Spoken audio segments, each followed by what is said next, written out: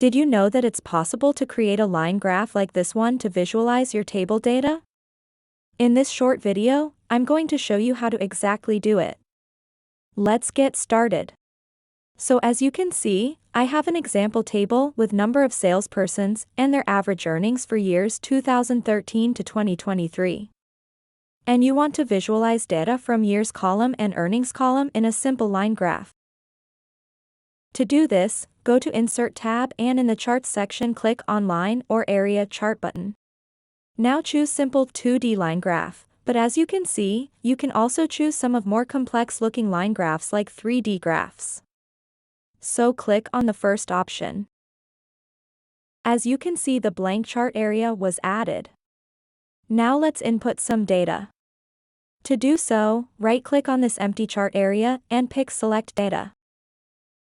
Now we have to specify data sources for our graph.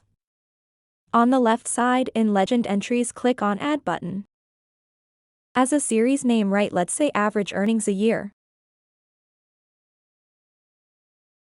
In Series Values section, remove everything and select Data from Average Earnings column. And as you can see, the basic line graph is slowly showing.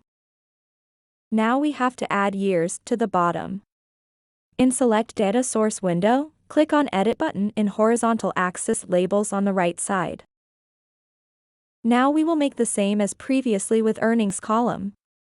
But this time we will select data from Year column. As the last step, click on OK.